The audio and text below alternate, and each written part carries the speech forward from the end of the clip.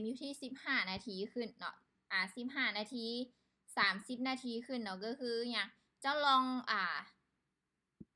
จะต้องออเดอร์เทขายอยู่ในซองนี้เนาะแล้วมาสต็อกล็อตอยู่ในซองนี้เจ้าจะกินกำไรแบบงามๆเลยเนาะถ้าตีเฉลี่ยไซภายในจากโซนนี้มาหาในซองโซนนี้นี่ใช้เวลาอยู่ที่20นาทีได้เนาะ20นาที30นาทีได้เนาะในระหว่างกลางนี้เนาะเวลาที่ว่าเข้าเนาะถ้าว่าทำเฟรมใน1นาทีเนาะเขายังถือกดดันราคาเขากะไทยที่ว่า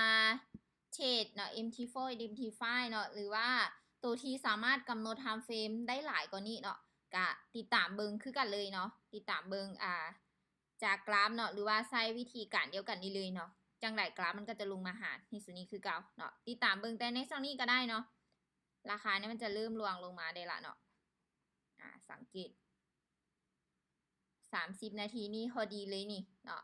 ถ้าว่ายังบ่ฮอดกำมาในช่องนี้เจ้าก็มีกำไรอยู่เนาะโดยที่ว่าบ่ได้ขาดทุนในส่วนของกำไรเนาะแต่ถ้าว่าอยู่โดนเนาะ1ชั่วโมงนี้อาจจะดีดกลับขึ้นมาเนาะอาจจะตามหาในช่องนี้แล้วก็ดีดกลับขึ้นมาหาในช่องนี้อาจจะเห็นให้เจ้าขาดทุนในส่วนของกำไรฉะนั้นเวลาที่ว่าเฮาเข้าเฮานิ่นเอาเนาะโดยที่ว่าติดตามเบิงจากโซนของตลาดเนาะเดี๋ยวแกมออเดอร์หน้าเนาะเบิงว่าเฮาจะได้ขายอีกออเดอร์นึงบ่สำหรับไทม์เฟรมนี่1นาทีเนาะเพราะว่าเฮาที่เบิงจากภาพรวมตลาดเนาะในจุดโซนนี้ก็ถือว่าเป็นจุดที่ทำการเทขายเนาะของกลุ่มนักลงทุนนี่เป็นจำนวนหลายเลยเนาะสังเกตเบิงจากกราฟนี่ก็ในจุดโซนนี้ก็พอขึ้นมาถึงในซองนี้ก็จะเทขายหลายก่อนที่จะขึ้นได้เลยเนาะ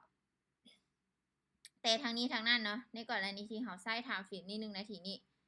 เฮาก็ลองนิ่นเอาหน่อยนึงก่อนเนาะเพราะว่าภายใน1นาทีนั่นเนาะอีกฝั่งมันต้องหลายก่อนแท้ๆเที่ยให้ยุ่งราคาเนาะให้มาตามเกณฑ์ของเฮาเนาะ